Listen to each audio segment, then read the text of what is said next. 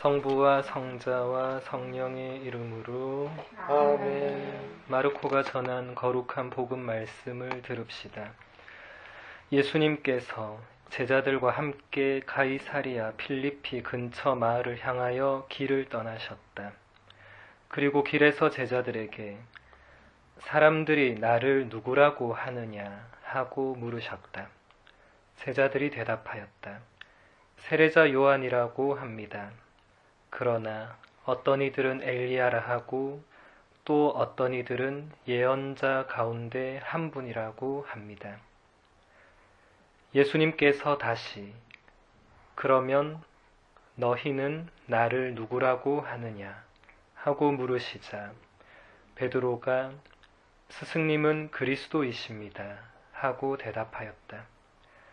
그러자 예수님께서는 제자들에게 당신에 관하여 아무에게도 말하지 말라고 엄중히 이르셨다.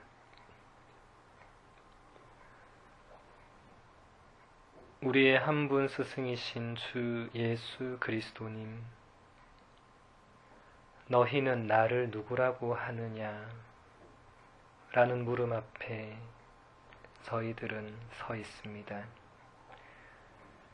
창세기와 탈출기 여정을 마치고 이제 마르코 복음으로 넘어와서 당신을 새롭게 알고 만나고 사랑하고자 하는 이 귀한 자녀들에게 축복을 내리시고 이 여정의 처음부터 끝까지 함께 해주셔서 저희가 이 여정을 마무리할 때는 당신의 이 물음에 마음으로부터 우러나오는 고백을 할 수 있도록 저희 모두와 함께 하시고 저희를 항상 인도하소서.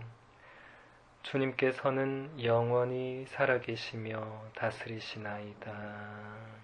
아멘. 성부와 성자와 성령의 이름으로 아멘. 반갑습니다. 반갑습니다. 여기 모인 우리들은 창세기와 탈출기 여정을 마치고 이제 마르코 복음서 새로운 여정을 시작하려고 와 있습니다.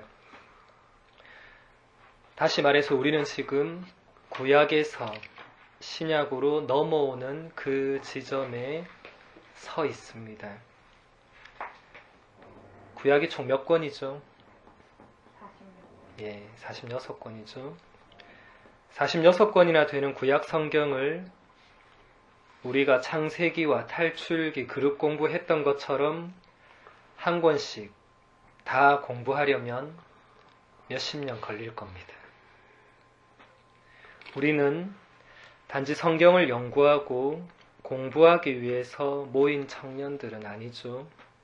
우리는 성경 말씀을 듣고 그 말씀 안에서 하느님을 만나고 내가 만난 하느님을 다른 사람들에게 전하고 또 나누고 하기 위해서 이 성서 모임을 하고 있습니다.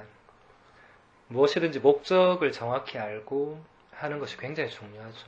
내가 여기 왜 있는지, 내가 오늘 여기 왜 왔는지 이런 것들을 먼저 생각을 해야 됩니다. 그냥 따라간 사람들이 하니까 또 나도 같이 해보자 이러면 안 됩니다.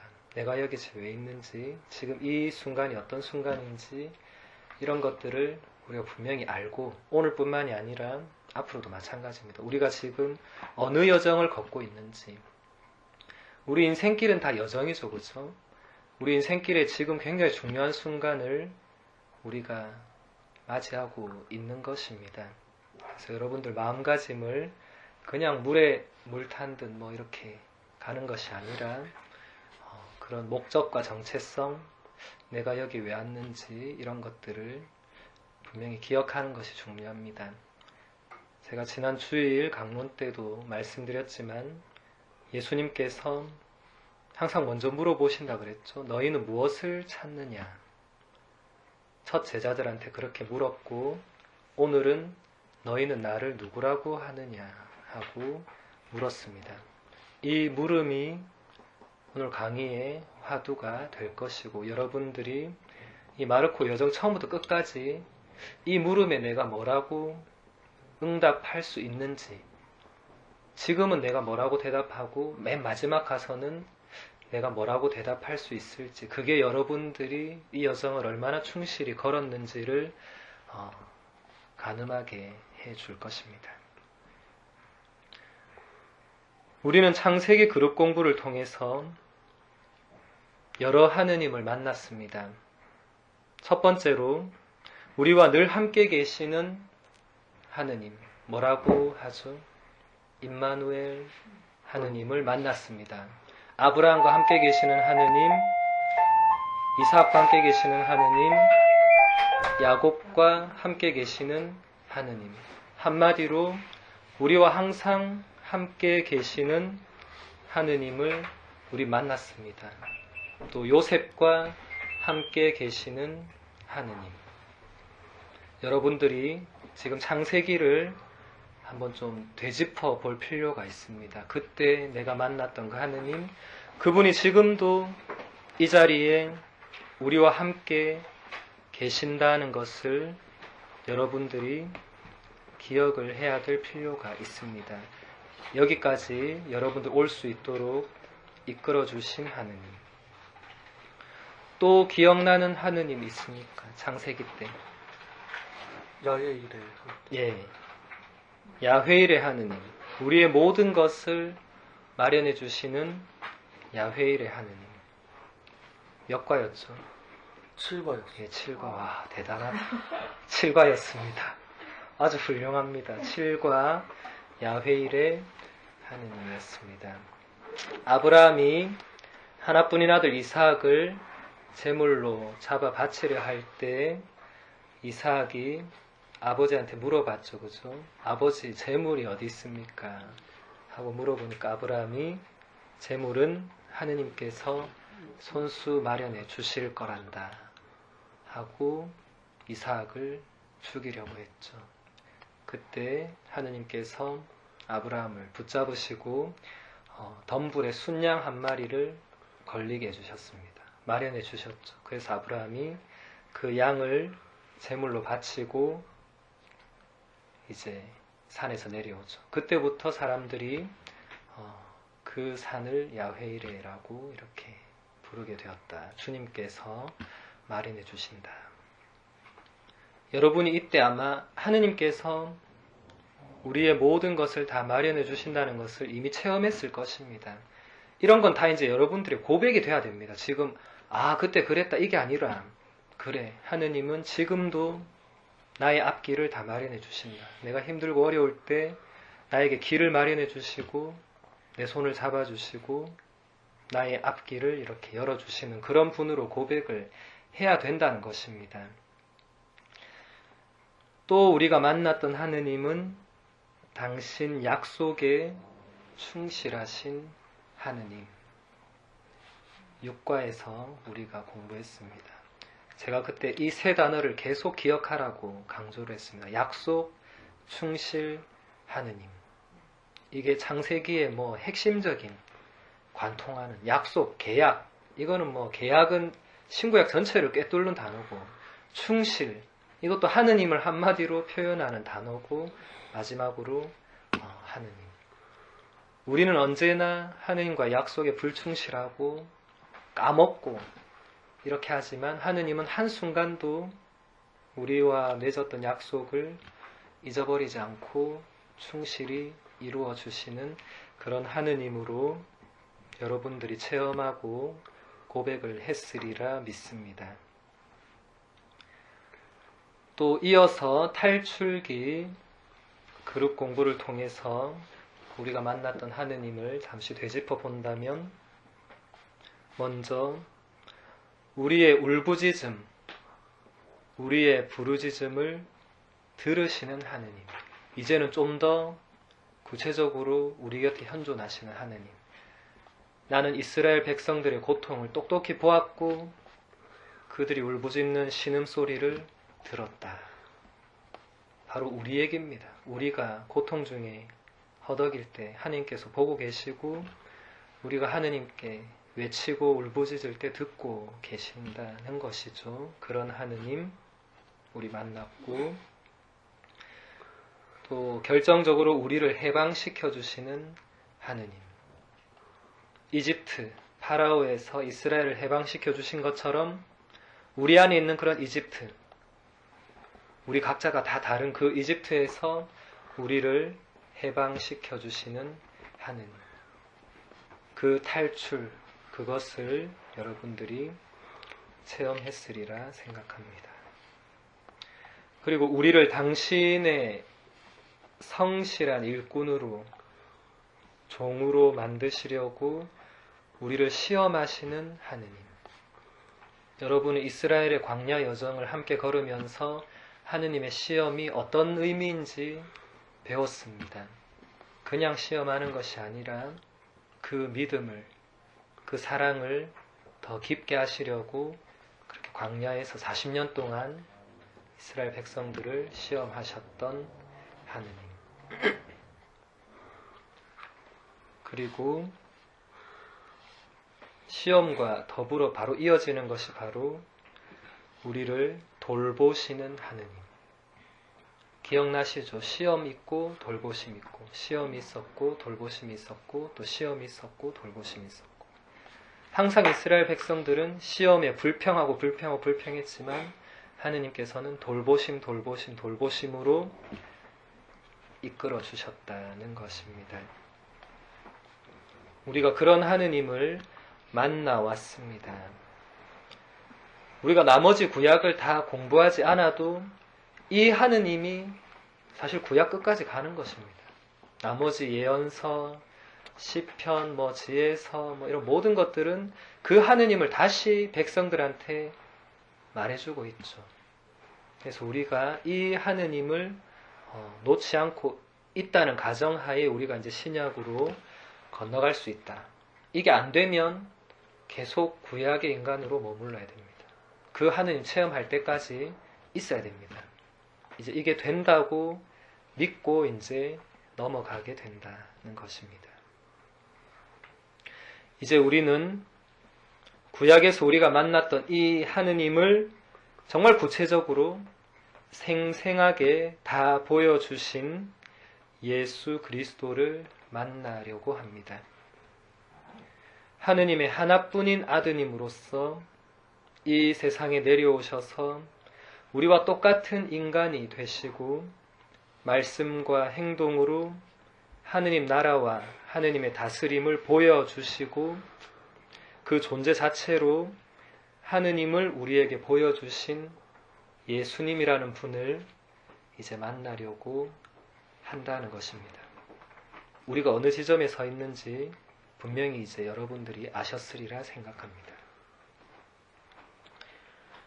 이 예수님에 대한 구체적인 기록들이 바로 우리 신약에 있는 내복음서죠. 내복음서는 역사상 실존했던 예수님의 전기를 써놓은 그런 책이 아닙니다. 예수님께서 죽고 부활하신 뒤에 그 제자들도 죽고 그 다음 제자들이 예수님을 전하기 위해서 이 복음서들을 엮었습니다. 내복음서는 모두 다 한 사람이 쭉 다 쓴 것도 아니고, 마테오 복음서라 해서 마테오가 쭉 다 쓴 거 아니고, 마르코 복음서에서 마르코가 쭉 다 쓴 거 아니고, 루카, 요한 마찬가지고, 여러 사람에 의해서 여러 세월에 걸쳐서 편집되고 짜집기 하고 이렇게 된 것입니다. 갖다 붙이고. 내복음서가 쓰여지고 편집된 의도는 하나같이 똑같은데, 그것은 바로 십자가에 못 박혀 죽었던 한 인간 예수가 부활했고, 그분이 바로 구약 성경에 예언된 메시아시고 하느님이 보내주신 아드님으로서 하느님과 똑같은 분이라는 것을 말해주고자 했던 것입니다. 그래서 내복음서는 역사적인 사실을 기록한 책이 아니라 방금 말씀드린 그 의도대로 예수님의 말씀과 행동들, 예수님이 일으키신 사건들을 다시 회상하면서 그들의 신앙을 바탕으로 재구성해 놓은 책입니다. 그래서 우리가 복음서를 펼쳐서 읽거나 들을 때 반드시 필요한 것이 하나 있는데 그것은 신앙의 눈과 마음으로 읽고 들어야 된다. 그냥 있었던 사실 이런 걸 보는 게 아니라는 것이죠. 그러면 전부 무슨 생각하느냐? 예수님 진짜 이런 걸 했을까 안 했을까 뭐 이런 것만 생각한단 말이죠. 그때 진짜 이런 걸 했을까? 죽은 사람이 살아났을까? 중풍병자 나았을까? 나는 왜 이렇게 믿음이 약하지? 뭐 이렇게밖에 안 된다는 거죠. 성경을 잘 모른다는 것입니다. 믿음의 눈으로 그 성경 안으로 파고 들어가야 되는 것이죠. 복음서는 우리에게 많은 것들을 말해주고 있지 않습니다. 나머지는 우리의 묵상과 우리의 상상 안에 맡겨져 있습니다. 예수님을 믿지 않는 사람들에게 복음서는 한갓 위인전 정도 불과할 것입니다. 세계의 훌륭한 위인들, 공자, 소크라테스, 마호메트, 부처, 예수, 이 정도겠죠. 우리도 다른 사람 그렇게 생각합니다. 공자 아주 훌륭한 위인이고 그 정도지 가서 주님으로 고백하고 이러지 않죠. 다른 사람도 마찬가지입니다. 신앙이 없는 사람들에게는 복음서도 위인전과 같죠. 그런데 안타깝게도 많은 신자들이 복음서를 위인전처럼 읽고 듣고 있다는 것입니다. 너무나 안타깝게도. 그래서 그 안에서 살아있는 예수님을 만나지를 못하고 있다. 우리의 현실입니다. 예수님을 우리의 구원자로 살아계신 주님으로 하느님의 외아드님으로 고백하는 우리들에게 복음서는 예수님을 만날 수 있는 유일한 창입니다. 복음서 외에는 우리가 그분을 만날 수가 없어요. 예를 들어서 복음서가 없다고 생각해 봅시다. 여러분 어디 가서 예수를 만나겠습니까? 어디서? 복음서 없이 지금까지 2000년 동안 그리스도교가 존재할 수 있었겠습니까? 없죠. 별거 아닌 책 같은데 이 4권 때문에 그리스도교 2000년 역사가 계속 지탱되어 왔다. 별거 아닌 책이 아니라는 것입니다. 단순히 그냥 모아놓고 기록한 책도 아니라는 것이죠. 우리가 창세기와 탈출기를 공부하기 전에 하느님에 대해서 거의 몰랐던 것과 똑같습니다. 여러분 복음서를 공부해보지 않았기 때문에 예수에 대해서 듣기만 들었지 여러분이 몰라요. 제대로 만나고 사랑하고 사랑받고 이런 것들을 경험해 본 적이 거의 없다라는 것입니다. 조금 안타깝게도 복음서가 우리한테 전해주는 예수님의 말씀과 행동들이 그렇게 많지 않습니다. 요한복음서 저자는 복음서의 맨 마지막에 이런 말을 하고 있습니다. 예수님께서 하신 일은 이 밖에도 많이 있다. 그래서 그것들을 낱낱이 기록하면 온 세상이라도 그렇게 기록된 책들을 다 담아내지 못하리라고 나는 생각한다. 요한복음 21장 25절 말씀입니다. 예수님께서 3년이라는 짧은 시간 동안만 12제자와 함께 공생활했기 때문에 기록이 적은 것은 아닙니다. 3년이라는 시간 동안 예수님께서 하신 일들이 너무나도 많지만은 그것들을 다 기록하지 못했고 기록할 수도 없었다는 것입니다. 그 당시에 종이가 있었던 것도 아니고 누가 옆에서 따라다니면서 막 적었던 것도 아니고 굉장히 후대에 와서 예수님 돌아가시고도 한 4, 50년 지나고 나서 다음 제자들이 그 들었던 거, 기록물 좀 있는 거 이런 거를 막 해서 그걸 다시 새롭게 구성을 한 거란 것이죠. 원래 있던 거랑 또 많이 다른 것도 많고 예수님께서 부활하시고 승천하신 뒤에 배반자 유다를 제외한 나머지 제자들이 예수님을 사람들에게 전하기 시작했죠. 그게 사도행전에 아주 잘 나오죠. 그렇죠?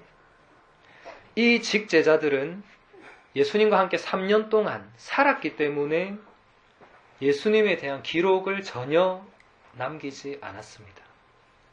여러분은 같이 살았던 사람한테 뭐 기록 남기고 안 하잖아요. 그냥 다 아는데 물어보면 바로 알잖아요. 작년에 니 그 신부님하고 이때 뭐 했어? 바로 대답하죠. 아 그때 이렇게 하고 이거 했다고 바로 말하잖아요. 그러니까 이 제자들도 사람들이 물어보면 아 그때 예수님이 이래 말했고 이렇게 했다고 바로 말해줬거든요. 근데 이 제자들이 이제 서서히 다 순교하게 됐죠. 순교하니까 그 다음 제자들은 이제 살아생전에 예수님을 직접 본 적이 없는 사람들입니다. 그러니까 이 사람들은 이제 사람들한테 뭔가 전하려고 하니까 이제 지가 못 봤기 때문에 사람들이 니 그거 봤나? 이러면 뭘 하겠어요. 나도 못 봤는데. 이러면 신빙성이 떨어지는 거죠. 그러면 뭐 믿을 수 있는. 우리 그렇잖아요. 사람이란 게 내가 보고 직접 누군가 내 직접 봤다. 직접 들었다. 이러면 그래 좀 믿을 수 있겠지만 나도 못 보고 전해 듣고 이러면 우리는 별로 믿지 않는다. 그래서 그 사람들이 이거 기록을 해야 되겠다. 이제 정말 기록을 해놔야 되겠다 하면서 이제 기록하기 시작한 그게 이제 복음서가 이제 쓰여지기 시작한 가장 근본적인 이유가 됩니다. 그래서 루카 복음서는 이렇게 시작을 하고 있죠. 우리 가운데에서 이루어진 일들에 관한 이야기를 엮는 작업에 많은 이가 손을 대었습니다. 처음부터 목격자로서 말씀의 종이 된 이들이 우리에게 전해준 것을 그대로 엮은 것입니다. 루카복음 1장 1절에서 2절. 여기서 처음부터 목격자로서 말씀의 종이 된 이들이 바로 예수님의 직제자들을 말하죠. 그러니까 이 사람들은 다 보고 듣고 다 아는 사람들. 근데 여기서도 말하듯이 이 사람들이 우리에게 전해준 것을 엮었다. 우리라고 다른 누군가 이게 바로 그 다음 제자들. 그러니까 루카, 마르코 지금 막 이름이 거론되는 이 사람들. 사도행전에 나오는 그 후대의 제자들. 뭐 바르나바 뭐 막 많이 나오잖아요. 이제 이 사람들이 사실 이런 일들을 다 했다는 것이죠. 자기들도 말합니다. 우리가 쓴 게 아니고 엮었다고. 원래 복음서는 예수 어록이라는 어떤 기록이 있었습니다. 우리가 다른 말로 큐모넌이라고도 하는데 뭐 이게 어디서 어떻게 생겼는지 우리 아무도 몰라요. 어쨌든 근데 이런 이 전승이 하나 있었습니다. 그게 있었고 그 다음에 마르코 복음이 제일 먼저 쓰여지죠. 마르코 복음서가 그 어록과 자기 나름대로 또 들은 거 뭐 이런 걸 참고해서 이렇게 복음서를 쓰고 이제 마테오와 루카는 그 예수 어록과 마르코 복음을 가지고 쓰면서 또 자기들이 어디서 또 들은 거 가지고 또 이렇게 엮어서 또 엮고 이제 요한 복음은 이제 완전히 다르게 조금 다른 길로 가면서 또 비슷한 것들도 있지만 좀 다르게 이렇게 펼쳐져 나가고 이렇게 되었습니다. 지금 우리들에게는 4개의 복음서가 있지만 그 당시에 그러니까 그 직후 제자들 시대 초세기 교회 공동체에는 복음서들이 굉장히 많았어요. 베드로 복음서, 토마 복음서, 뭐 다른 복음서가 많았어요. 바르나바 복음서 뭐 이런 게 많았어요. 이 복음서들은 조금씩 다 다르게 예수님에 대해서 기록을 해 놓았었습니다. 근데 어떤 이야기들은 너무 신화적으로 막 예수님을 띄워놓은 것들도 있었고 또 어떤 이야기들은 너무 요술처럼 만화처럼 막 또 해놓은 책도 있었어요. 그래서 이거를 다 받아들이기가 조금 제자들이 보기에도 이거는 좀 무리가 있다. 사실 확인도 안 되고 이거는 좀 예수님이 정말 메시아로서의 그런 모습을 보여주는데 문제가 있다. 복음서 선정은 예수님을 정말 구약에 예언된 메시아로 보여줄 수 있는 것들을 바로 이렇게 삼는 것인데 예를 들어서 뭐 이런 이야기. 예수님께서 어릴 때 동네 친구들하고 막 놀다가 막 누가 예수님하고 좀 싸움이 붙어가지고 갑자기 예수님 화가 나가지고 얍 이러니까 얘가 갑자기 흙으로 복변했어요. 그래가지고 막 옆에 와 성모님이 와서 말리고 풀어주라 이러니까 예수님이 다시 딱 해가 풀어주고 이런 이야기도 있고 뭐 참새를 딱 보다가 참새 날아간 거 보고 친구들이 예수님 보고 좀 잡아달라니까 또 예수님이 뭐 얍 이렇게 하니까 날아가는 참새가 툭 떨어져가지고 그걸 뭐 이런 이야기도 있고 이런 것들을 그걸 복음서에 또 하려니까 이게 조금 무리가 있다. 이거는 뭐가 좀 이상하죠. 이건 아무래도 너무 누군가가 좀 과장해서 꾸미고 한 표시가 너무 난다는 겁니다. 그래서 이제 교회 나중에 이제 4세기 정도 와서 이제 주교님들하고 지도자들이 모여서 이제 성경의 목록을 확정하자. 그 전까지만 해도 성경 이렇게 지금 70세권 쫙 이렇게 펼쳐져 있지 않고 뭐 오만 것들이 다 있었어요. 그 당시에는 종이가 없었죠. 다 어디다 썼습니까? 양피지, 파피루스, 이런 두루마리. 이런 두루마리가 성경의 원본이 없어요. 그거는 뭐 절대 찾을 수 없어요. 구약도 원본 하나도 없고 신약도 원본이 하나도 없고 전부 다 사본. 그러니까 사본이 뭡니까? 원본을 다시 뺏겨 놓은 거죠. 그러니까 사본도 너무 안타까운 것이 사람마다 사본을 뺏기다 보면 누군가 반드시 어디서 틀리게 돼 있어요. 여러분요 10명 앉혀놓고 이거 쓰라면 반드시 여러분 어딘가에 틀리는데 그게 다 다릅니다. 그런 사본들이 막 떠돌아다녔어요. 그래서 잘못된 것들도 사실 그대로 들어온 것도 있습니다. 구약도 그렇고 신약도 그렇고. 특히 히브리어는 모음이 없어요. 자음밖에 없어요. 그 자음만 쭉 있으니까 점을 갖다 붙이기에 따라서 단어가 달라집니다. 그런 게 굉장히 많습니다. 지금도.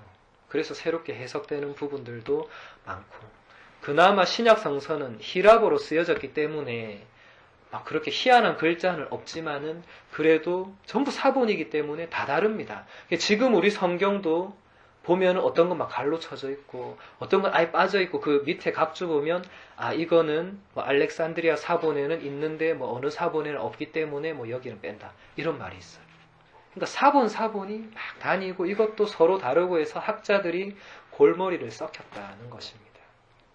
어쨌든 그때 4세기에 교회 지도자들이 모여서 지금의 70세권을 확정을 합니다. 이것들만 정말 성경으로 인정한다. 그래서 정경이라고 이렇게 정경 목록을 이제 만들고 나머지 아까 제가 이야기한 황당한 이야기 담긴 책들이라든지 뭐 그 외에 또 많은 편지들이라든지 이런 게 많았어요. 바오로만 편지 쓴 게 아니고 5만 사람 편지 다 썼습니다. 그런 게 너무 많았는데 그걸 이제 결국 다 바오로 편지 몇 개 그다음 유다의 편지, 베드로의 편지, 요한의 편지 하고 나머지들은 전부 다 이거는 성경으로 받아들일 수 없다 해서 나머지는 전부 외경이라고 위경이라고 이렇게 해서 정경에 받아들이지 않았습니다. 그래서 우리는 지금 나머지는 몰라요. 우리한테 없지만 물론 학자들은 그걸 연구를 합니다. 요즘도 그거를 연구를 하면서 조금 더 그 역사상에 좀 예수님 모습을 접근하려는 그런 시도들도 하고 있죠. 이 네 복음서 중에서 가장 먼저 쓰여진 것이 바로 마르코 복음서입니다.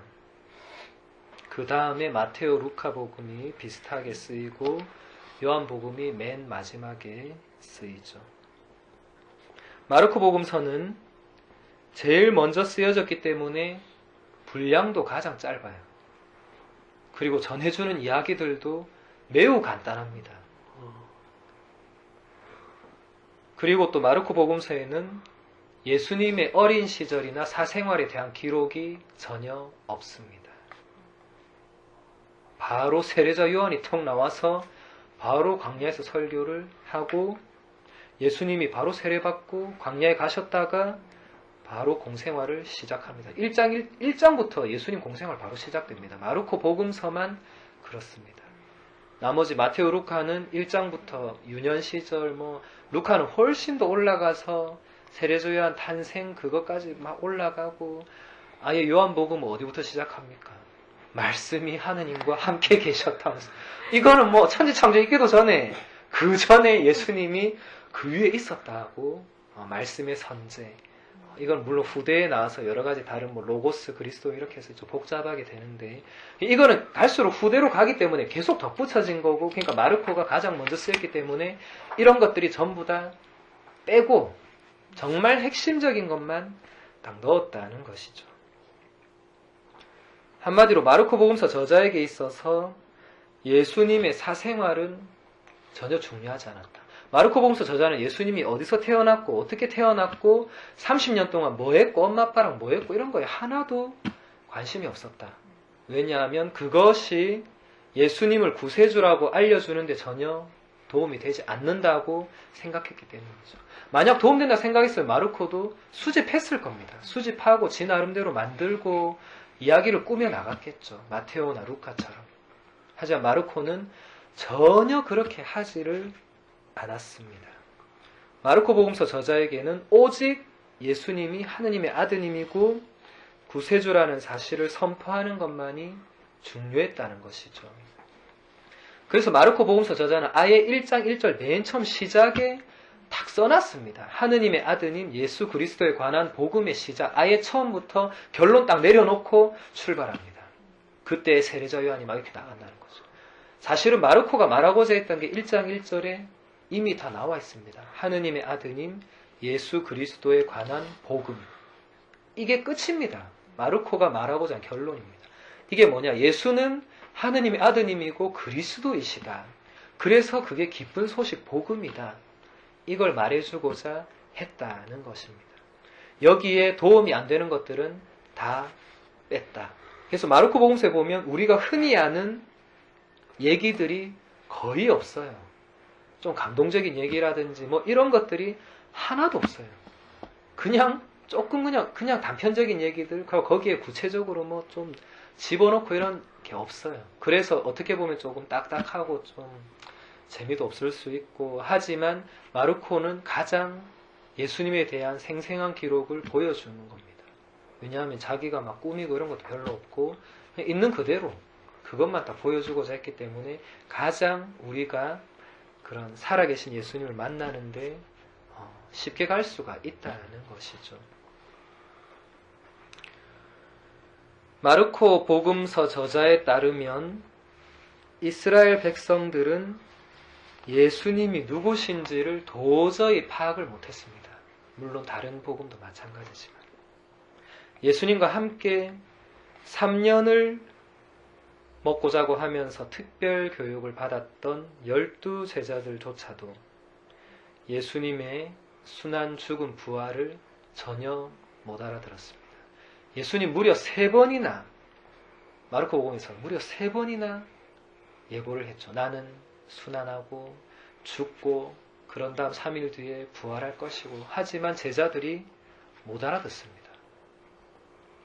베드로는 펄펄 뛰죠. 막 그러면 안 됩니다. 막 했다가 바로 사탄아 물러가라. 너는 나에게 걸림돌밖에 안 된다. 바로 꾸사리 심하게 먹죠. 그 정도로 몰랐다. 예수님 십자가 죽음 겪을 때 전부 다 도망가고 없었다. 마르코는 다 있는 그대로 보여줍니다. 아무도 없었고 다 도망가고.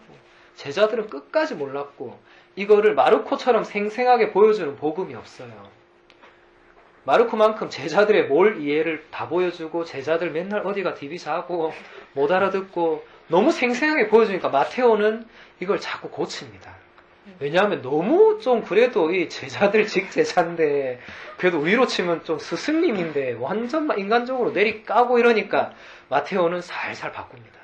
제자들이 못 알아들을 때가 다 치우고 제자들은 좀 알아들었다. 뭐 이런 식으로 편집을 완전히 한다는 거죠. 그래서 마르코를 봐야 제대로 볼 수 있다는 겁니다. 아, 제자들이 이렇게 몰랐구나. 우리는 그럼 굉장히 희망을 가지죠. 아, 우리도 희망이 있구나. 제자들도 몰랐는데 우리라고 뭐 할 수 있다는 거죠. 마테오나 루카나 요한은 제자들의 몰 이해 부분을 상당히 바꿉니다. 요한은 아예 끝까지 처음부터 자기가 사랑받던 제자라고 끝까지 나옵니다. 사랑받는 제자가 있었는데 자기라고 계속. 자기가 그래서 예수님께 누구보다 사랑받았다고. 베드로보다도 더 사랑받고 십자가 밑에도 딱 서 있었고 이런 거 나오지만 마르코 가면 아무것도 그런 거 하나도 뭐 사랑 특별히 받고 없어요. 그런 거 똑같아 다. 그러니까 가장 마르코가 있는 그대로를 보여준다 라는 것입니다. 오늘날 신앙인들도 마찬가지인데 세례를 받고 성당에 다니지만 예수님에 대해서 진짜 제대로 알고 있는 신자들이 거의 없습니다. 제가 느끼기에도 그렇고 실제로도 그럴 것입니다. 예수님께서 어떤 말씀과 행동들을 하셨고 그 안에 담겨진 의미가 무엇이고 그분이 왜 십자가 죽음을 겪으셔야 했고 그 십자가 죽음이 나에게 가져다 주는 게 무엇이고 예수님이 부활이 어떤 의미를 가지고 있는지 제대로 알고 있는 신자들이 거의 없습니다. 금방 제가 말한 것들이 그리스도교 신앙의 핵심적인 요소입니다. 이게 빠지면 나머지는 껍데기고 알맹이가 아닌 정말 쓰레기입니다. 쓰레기. 나머지는 몰라도 돼요. 이건 근데 알아야 돼요. 아는 정도가 아니라 이거는 내가 고백을 해야 돼요. 그분이 어떤 말씀을 했냐고 누가 물어보면 딱 나와야 돼요. 적어도 하나라도. 나는 그 말씀으로 산다고. 누가 진짜 신앙이 없는 사람이 네가 믿는 예수가 뭐라 말했는데 우리 아무 말도 못하고 잘 모르겠는데 뭐 이러고 있으면 뭐 하겠습니까? 적어도 내가 믿고 있는 예수님은 이런 말씀을 하셨고 나는 그 말씀 때문에 그분을 믿고 따른다. 그 정도는 돼야 안 되겠습니까? 그분이 나 때문에 죽었다고. 그리고 그분은 진짜 부활하셨다고. 우리는 선포해야 되는 사람들입니다. 그런데 아무도 선포를 못하죠. 왜 못하겠습니까? 모르니까. 솔직히 말해서 모르니까. 그러니까 선포도 못하고 어디 가면 아닌 척하고 세상에 나가보면 신앙인인지 아닌지 뭐 전혀 구분도 안 되고 성당에 오면 그냥 신앙인인 것 같고 그렇다는 것이죠. 그래서 우리가 이 마르코 복음서 공부를 통해서 우리도 잘 모르고 있는 예수님에 대해서 하나씩 하나씩 배워가고 알아가게 될 것입니다. 이것을 통해서 우리는 살아있는 예수님을 만나게 될 것입니다. 이게 사실 우리의 핵심 목표입니다. 이 마르코 여정을 통해서 우리의 최종 목표는 살아있는 예수님을 우리가 만나는 것. 마르코 연수에 가서 그것을 아마 여러분들이 체험하게 될 것인데 그렇게 만나지 않으면 우리 신앙이 사실 아무 소용이 없어요. 여러분이 머리로 알고 있는 예수, 그냥 책에서 본 예수, 신부님이 말해주는 예수, 이건 아무 여러분의 인생에, 여러분 존재에 도움이 안 됩니다. 그래서 매일 예수님 몸을 받아 모시지만은 우리가 똑같다는 거죠. 맨날 받아 모시는데. 사람이 소도 아니고 맨날 그걸 받아 모시는데 왜 똑같냐? 소도 맨날 줘도 똑같겠죠. 개도 맨날 줘도 똑같을 겁니다. 근데 사람도 맨날 좀 똑같으면 우리가 개나 소나 다를 게 뭐 있겠어요? 여기에 우리가 진짜 반성을 해봐야 돼요. 왜 똑같을까? 그럼 우리 맨날 그 왜 받아 모시나 그러면? 뭐 맨날 똑같으면 죽기 전에 한 번만 먹고 하늘나라 잘 가면 될 거 아니냐? 그래 말하면 뭐라 말하겠습니까? 할 말이 없겠죠.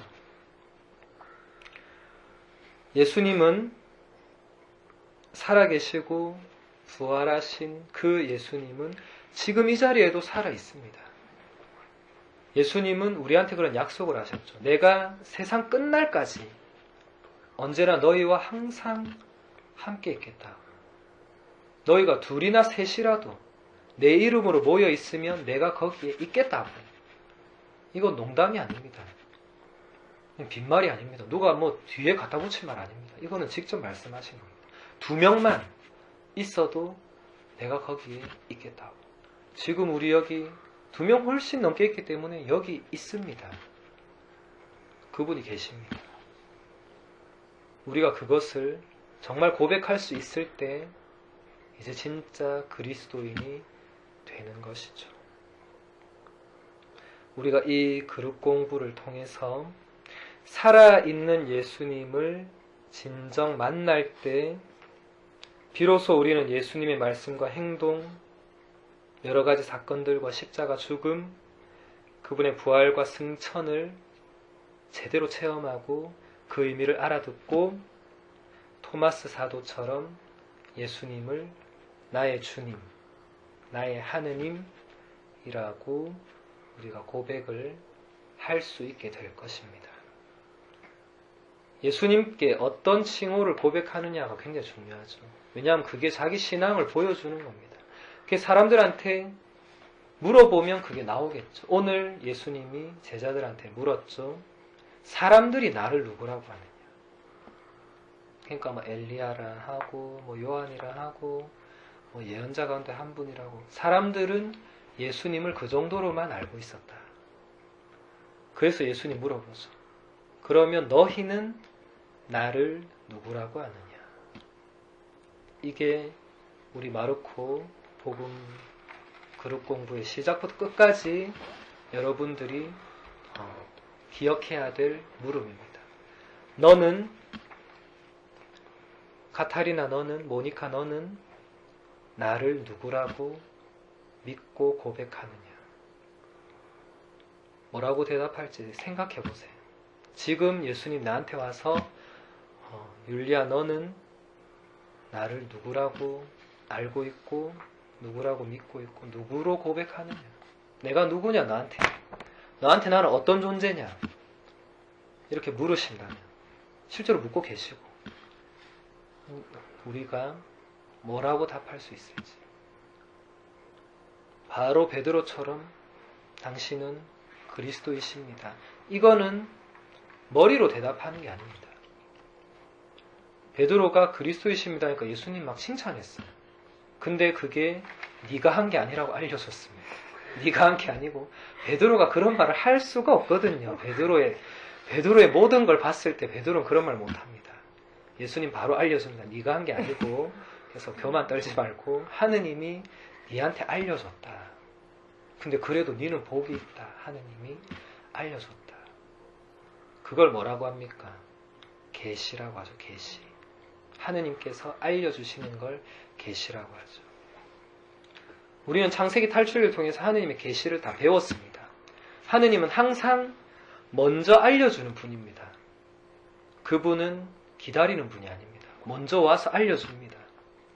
가르쳐줍니다. 막 아브라함한테 불러가지고 온나 이래가지고 알려주고 모세한테 불타는 그 떨기나무에서 오라고 해서 또 알려주죠. 나는 이런 사람이다. 나는 바로 나다 하면서 알려주시죠. 하느님이 베드로한테도 그걸 알려주셨다라는 것입니다. 여러분도 예수님을 뭐라고 고백하느냐. 여기에 결정적인 우리의 신앙이 달려 있습니다. 우리 지난 주일 복음을 조금만 기억해 보면 사람들이 예수님을 랍비라고 부릅니다. 랍비. 랍비가 무슨 말입니까? 스승님. 네, 스승님, 선생님. 그냥 흔히 조금 부르는 존칭. 그냥 우리 그냥 조금 이래 존경스러운 선생님 하는. 그러니까 아무것도 아닌 겁니다. 사람들은 예수님을 그냥 랍비 뭐 이래 불렀어요. 랍비. 그러니까 사람들은 예수님을 몰랐다는 겁니다.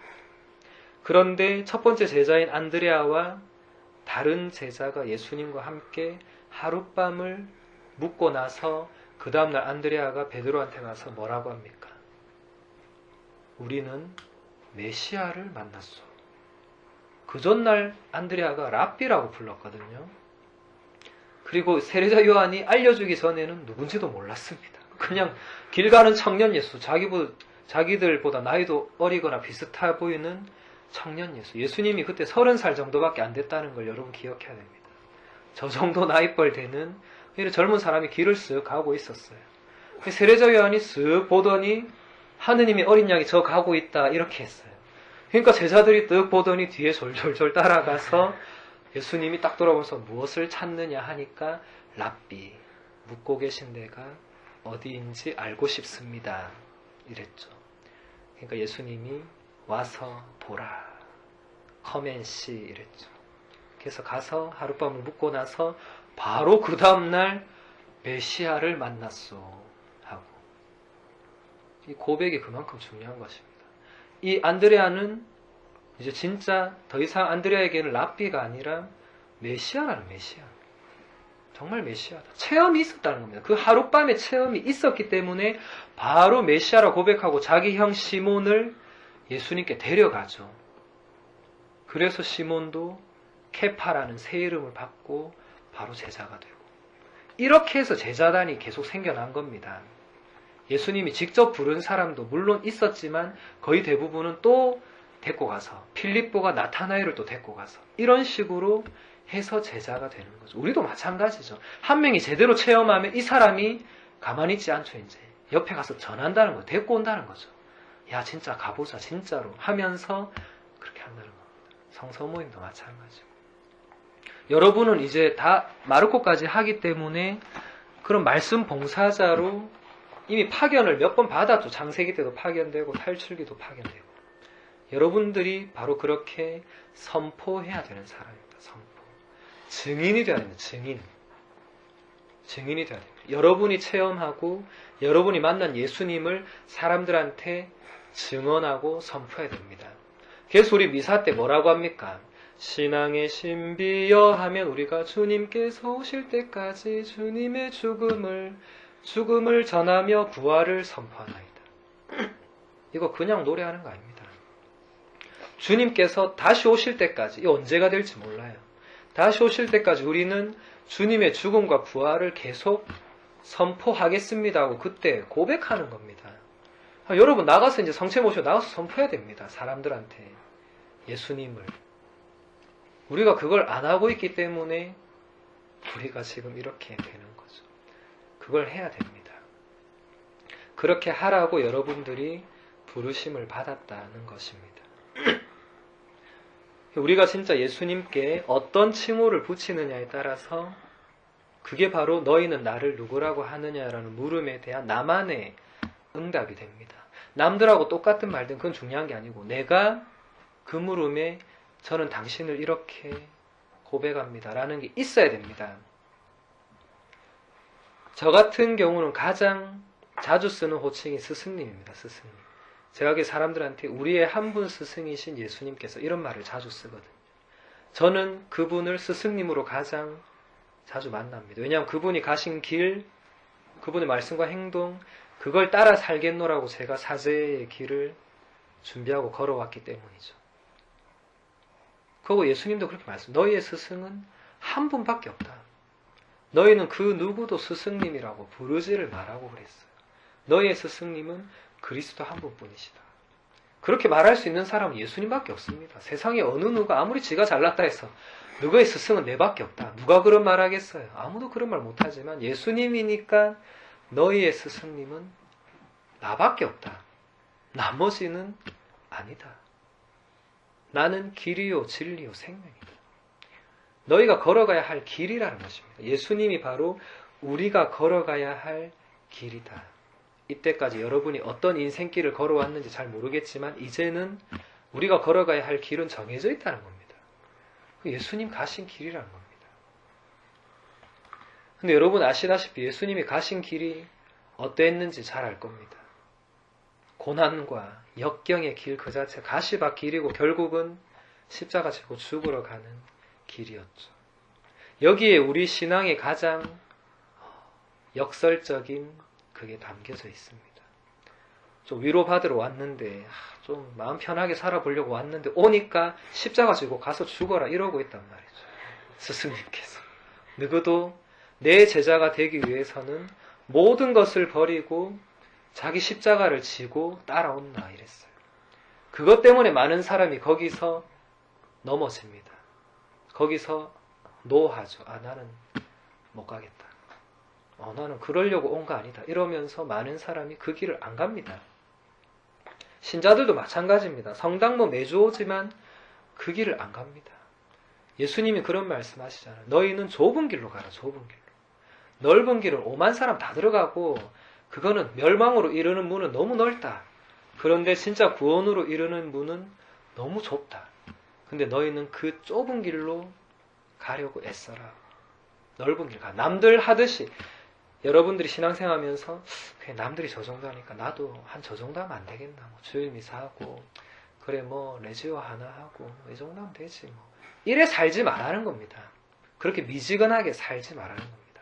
하느님께서 이사야 예언자를 통해서 그런 말씀을 하시죠. 나는 너희가 차지도 않고 뜨겁지도 않고 미지근하기 때문에 나는 너를 뱉어버리겠다. 이건 굉장히 무서운 말씀입니다. 여러분 신앙생활 하면서 아예 차거나 뭐 아예 차다면 또 문제다. 왜냐하면 이거 모르니까. 근데 아예 뜨겁거나 진짜 열정적으로 뜨겁거나 그러지도 않고 그냥 눈치를 보면서 미지근하게 사는 걸 제일 싫어하신다고. 예수님이. 그래서 예수님이 제자들한테 바로 이야기하죠. 내가 생명의 빵이다. 내 살과 피를 먹고 마시지 않으면 아무도 하느님 나라에 들어갈 수 없다. 그러니까 많은 사람들이 이 말씀은 듣기가 너무 거북하다. 우리가 식인종도 아니고 뭐 어쩌란 말이고 이러면서 다 떠납니다. 12제자만 남습니다. 이 예수님 공생활 시작하고 최대 위기입니다. 최대 위기. 그 정도로 근데 예수님은 단호했습니다. 뭐 어설프게 그래 너희도 챙기고 이런 거 없었다는 겁니다. 단호하게 따를 거냐 말 거냐, 십자가 질 거냐 말 거냐, 내가 생명의 빵이라고 내가 말했는데 그런 나를 믿고 올 거냐 아니면 떠나갈 거냐 묻습니다. 제자들한테도 예수님 묻습니다. 이게 사실 제가 생각할 때 예수님 인생의 제일 큰 고비였을 것입니다. 12명만 딱 남았는데 예수님 마지막으로 물어보죠. 너희도 나를 버리고 떠나겠느냐. 저는 이 대목에서 진짜 가슴이 철렁 내려앉았습니다. 만약에 제자들이 야 우리도 가자 이랬으면 어떻게 됐겠어요? 뭐 예수님이 물론 뭐 다시 끌고 뭐고 했을 수 있겠지만 만약 그랬으면 더 이상 예수님 구원 활동 못했습니다. 이제 누가 그 따라오겠습니까? 다 떠났는데. 그런데 참 이럴 때 또 베드로가 역할을 또 하죠. 베드로가 바로 탁 나와서 스승님께서 하느님의 말씀을 지니고 있는데 우리가 스승님을 두고 어디로 가겠습니까? 하면서 베드로가 참 이럴 때는 또 약방의 감초 역할을 잘합니다. 그래서 제자들이 안 떠나고 붙어 있습니다. 그래서 예수님이 거기서 다시 또 시작하죠. 우리한테도 마찬가지입니다. 매일 예수님은 우리한테 생명의 빵을 주잖아요. 미사 때마다. 예수님 몸과 피를 우리한테 딱 주잖아요. 보라 하고 딱 보여줍니다. 보라 하느님의 어린 양 하고 그리스도의 몸 하면서 다시 한번 보여줍니다. 이때 아멘 하고 응답해야 주죠. 안 하면 안 줍니다. 신자라도 아멘 응답 안 하면 안 줍니다. 제가. 왜 안 주겠어요? 고백을 해야 주는 겁니다. 그리스도의 몸 하면 내가 이 빵 조각을 바로 생명의 빵이라고 예수님 몸이라고 믿습니다라는 그 응답 아멘을 해야 되는 겁니다. 그래야 그때 주는 겁니다. 안 하면 안 주죠.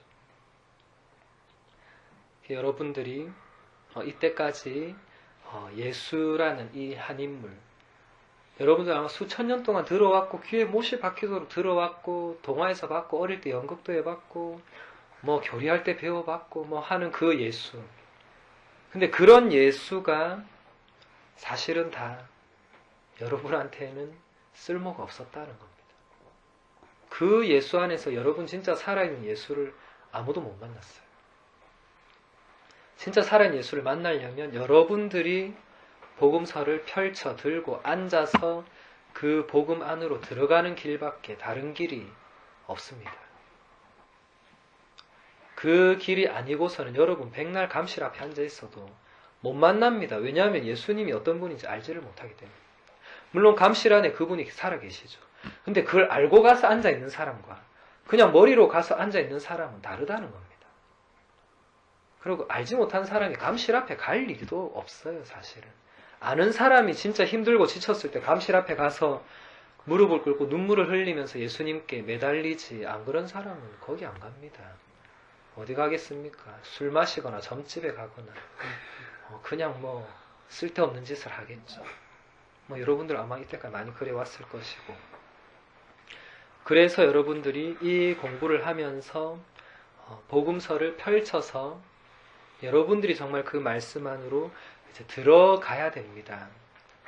그게 묵상입니다. 묵상이 따로 있는 게 아닙니다. 묵상이 눈 감고 가만히 있는 게 묵상이 아니라 어떤 복음서를 여러분들이 읽었다. 오늘 복음을 예로 들어서 예수님께서 제자들과 함께 밀밭 사이를 거닐고 있었다.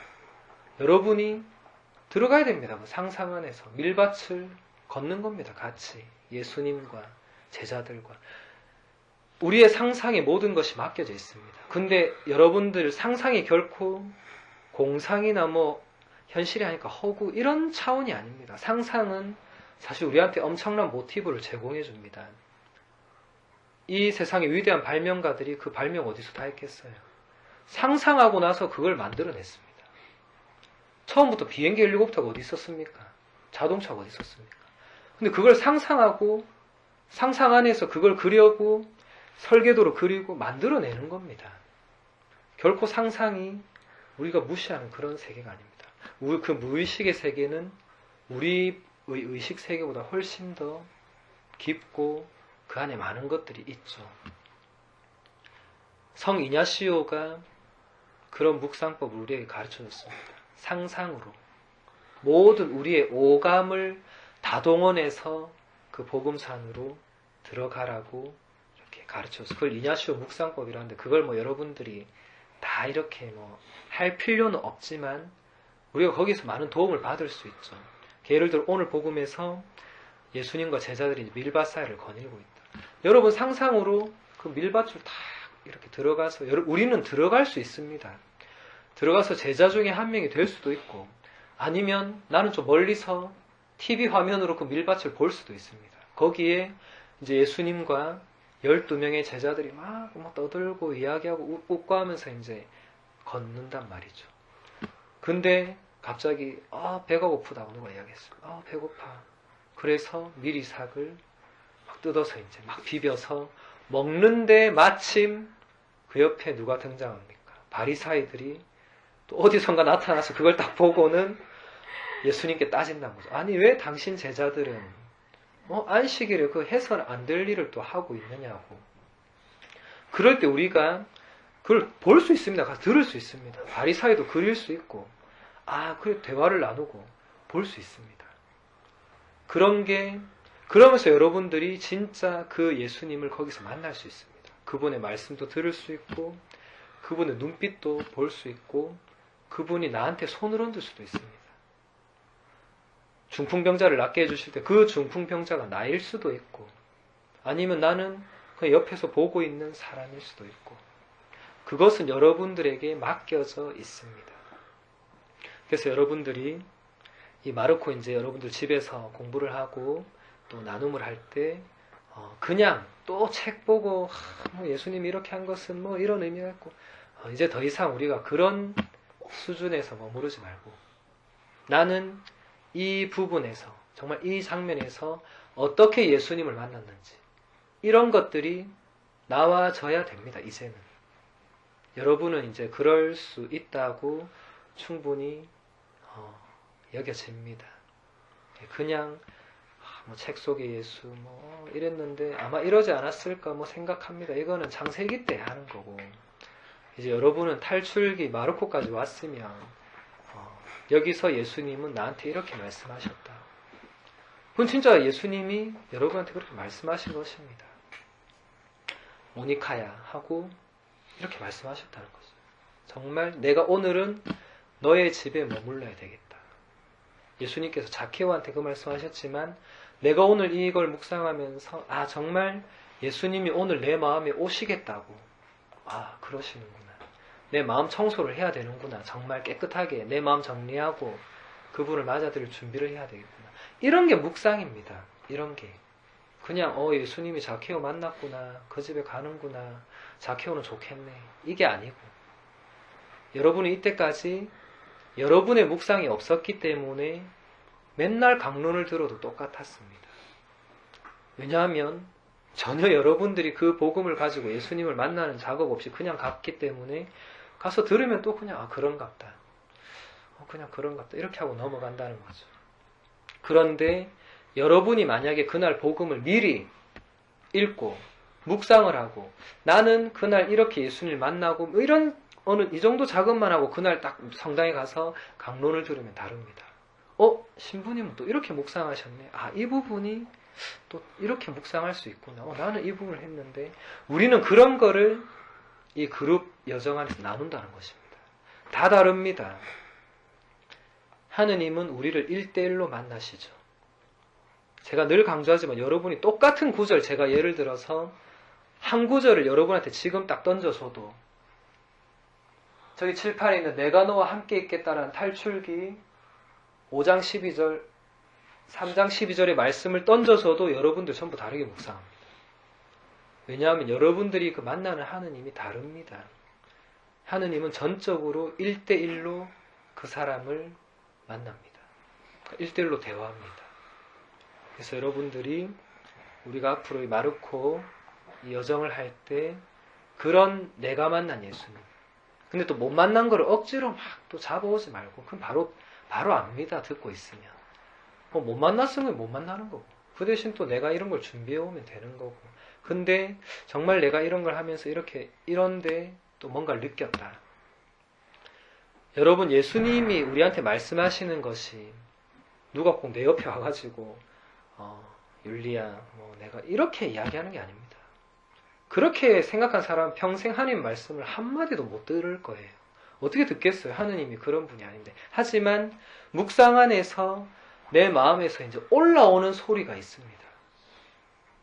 물론 식별이 제대로 돼야 되겠지만 그 올라오는 소리 중에서 하느님의 말씀이 분명히 있습니다. 그거를 우리가 이 그룹 공부 안에서 나누다 보면 또 식별도 됩니다.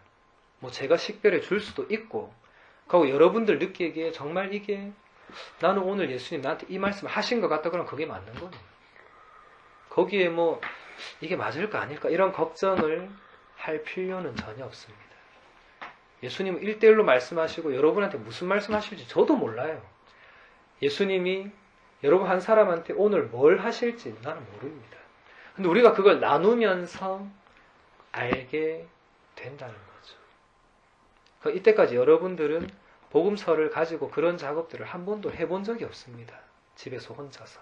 할 줄도 몰랐고 펼쳐서 어떻게 해야 되는지 이런 걸 몰랐습니다. 앞으로 우리가 해나갈 작업들은 교재대로 물론 새기기하고 살기하고 이런 거 물론 하겠지만 그 전에 먼저 본문을 읽고 묵상하고 하면서 그런 작업들을 먼저 끄집어내고 그 다음 새기기와 또 살기를 이렇게 공부도 하고 나눔도 하고 이렇게 이루어질 것입니다. 그래서 우리가 항상 여러분들이 이 마르코를 준비하기 전에 항상 기도하고, 여러분 이때까지 항상 기도해왔죠. 기도하고 이제는 기도를 예수님께 하시기 바랍니다. 예수님께 바로 이 자리에 현존에 계시는 그분께 바로 말씀드리시기 바랍니다. 오늘 나를 이끌어 달라고, 오늘 이 자리에 우리 마음을 열어 달라고, 또 내가 오늘 정말 당신을 만나게 해달라고, 그래서 정말 그거를 선포하게 해달라고. 이 모임에서 여러분들이 만난 예수님을 먼저 선포하는 겁니다.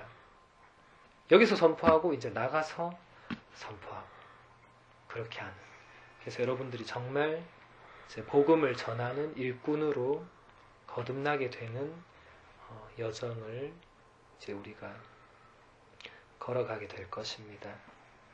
앞으로 복음서, 물론 우리가 마르코를 한정적으로 보겠지만 여러분들 마르코는 단행본이 따로 없습니다. 여러분 성경 들고 와야 됩니다. 그래서 앞으로 항상 성경을 가지고 오시고 제가 마르코뿐만이 아니라 마테오와 루카도 자주 병행해서 여러분들에게 보고 같이 볼 것입니다. 왜냐하면 마테오, 마르코, 루카는 공관복음이라고 그러죠. 세 개가 거의 비슷합니다. 같은 관점으로 예수님을 바라보고 거의 같은 것을 적어놨습니다. 그래서 그 상통본문이라는 게 있습니다. 성경을 펼치면 항상 상통본문이 있어요. 그래서 우리가 그것들을 병행해서 볼 것입니다. 여러분들이 집에서도 준비해 올 때 마르코의 어떤 복음 부분이 있다, 그 부분만 보지 마시고, 예를 들어서 제가 처음 읽었던 베드로가 예수님을 그리스도라고 고백하다, 이것은 마르코 복음 8장 27절에 30절 말씀인데 그 밑에 보면 갈로로 쳐서 마테오 복음 16장 13절 20절에도 이게 나오고 루카 복음 9장 18절에서 21절도 이게 나온다 라고 되어 있습니다. 그럼 찾아보세요. 그러면 이 세 복음서에 조금씩 차이가 나는 부분이 바로 보입니다. 그러면 알게 되죠. 마르코는 이거를 했는데 아, 마테오는 이걸 조금 넣었네. 제가 아까 이야기한 것처럼, 아, 이거는 좀 편집했네. 알 수 있습니다. 그럼 여러분들이 이 본문에 들어가는데 훨씬 더 귀한 도움이 됩니다. 그런 작업들을 해 나갈 것이고, 제가 구약도 이렇게 이어서, 제가 창세기 탈출기 할 때 저하고 공부했던 분들은 제가 항상 신약에 이어지는 부분도 항상 언급해 줬어요. 이 부분은 신약의 어느 부분과 연결이 된다. 사실 구약과 신약은 다 연결됩니다. 그래서 우리는 사실 신약을 공부해도 구약을 같이 봐야 됩니다. 그래야 여러분이 성경 전체의 그 흐름을, 맥락을 또 읽을 수 있습니다. 신약만 본다고 해서 또 마르코만 보고 있으면 다른 걸 놓치는 거죠. 그래서 우리는 마르코만 보지 않고 마테오, 루카, 필요하다면 바오로서가, 또 더 필요하면 구약, 이렇게 두루두루 이어지는 것들을 그때그때 또 보도록 하겠습니다. 그러면 여러분들이 성경을 보는 눈이 점점 이렇게 트여지겠죠. 그냥 거기에만 머무르지 않고, 물론 거기에 머무르는 것도 중요하지만 도움 주는 다른 본문들이 있다면 그것도 중요하다는 것입니다. 성경은 오직 성경으로만 풀이할 수 있습니다. 저도 성경을 제가 똑똑해서 막 풀이해 주는 게 아니라 저도 성경을 다른 성경 갖고 또 풀이합니다. 예수님께서 이렇게 말씀하신 것은 사실 다른 데서 또 이렇게 해서 또 나오고, 또 바오로가 이렇게 해서 나오고, 아니면 구약에서 이미 이런 게 예언되어 있어서 이렇게 말했다. 성경은 성경으로 풀이가 됩니다. 여러분들이 이때까지는 이 성경을 가지고 제대로 뭔가를 하지 않았어요. 창세기는 또 창세기만 갖고 있고, 탈출기는 탈출기만 가지고 있지 나머지 성경을 가지고는 거의 안 했습니다. 근데 이제 마르코를 들어와서는 우리가 그냥 마르코만 또 이렇게 가면 결국은 굉장히 한정적인 어떤 것만 배우고 또 끝나겠죠. 그래서 제가 여러분들과 하려는 이 작업들은 이제 성경 전체를 가지고 작업을 할 것입니다. 그래서 항상 신구약 합본이 된 이 세번역 성경을 가지고 여러분 그 준비를 하시고 또 이거를 가지고 오시면 되겠습니다. 그리고 제가 늘 이야기하지만 성경이 깨끗하면 안 됩니다. 그렇죠? 제가 불시에 확인해 볼 건데 성경이 깨끗하다, 아무것도 없이 깨끗하다, 그럼 그 사람은 성경 안 읽은 겁니다. 이런 식으로 줄도 있고 글도 써져 있고 이렇게 돼야 이 사람이 지금 성경을 그래도 읽고 묵상하고 나름대로 했다는 겁니다. 여러분 또 내한테 보이려고 억지로 줄 치고 대도 안 한 거 글 적어놓고 이러면 바로 들통 나겠죠. 왜냐하면 제가 그거 물어볼 거기 때문에. 뭘 묵상했는지. 그걸 갖고 나눔을 하는 거죠. 사실 처음 와서. 그냥 바로 나눔이 안 됩니다. 근데 묵상을 이제 여러분이 창세기 탈출기 때 해보셔서 알겠지만 묵상 시간이 길지 못합니다. 우리가 시간이 없기 때문에. 그 짧은 시간에 어떻게 묵상이 들어가 있어요. 근데 이미 여러분들이 집에서 해왔다는 전제를 깔고 나눔이 들어간다는 거죠. 그러니까 이미 읽으면서 충분히 어느 정도 묵상이 되어온 상태에서 이제 되는 거죠. 너무 겁먹지 마시고 정말 흥미진진하지 않겠습니까? 진짜 예수님께서 정말 어떻게 이렇게 이 말씀하고 행동하고 이거를 한번 쫙 이렇게 본다는 거, 마르코뿐만이 아니라 전체적으로 다 볼 거기 때문에 이런 걸 한번 본다는 거 굉장히 의미가 있습니다. 그리고 여러분들에게 나눠드릴 그 해설서가 굉장히 잘 되어 있어요. 이 한 단락단락에 대한 다 이런 게 다 들어가 있습니다. 그래서 여러분들 묵상이 잘 안 될 때 그 해설서를 보시고 도움을 받을 수 있습니다. 굉장히 큰 도움이 될 것입니다. 해설서를 집에서 꼭 이렇게 보시기 바랍니다. 보시고 이 부분은 이렇게 들어가는구나, 이런 것들을 도움을 받으면 되고, 여기 올 때는 해설서 꼭 안 들고 와도 되지만 필요한 분들은 들고 와도 됩니다. 이거는 이제 여러분들 자유롭게 하시면 됩니다. 내가 가서도 좀 참고해야 되겠다 싶으면 가져오시면 되고, 가서는 없어도 될 것 같다 그러면 집에 두고 오시면 되고, 그렇게 하시면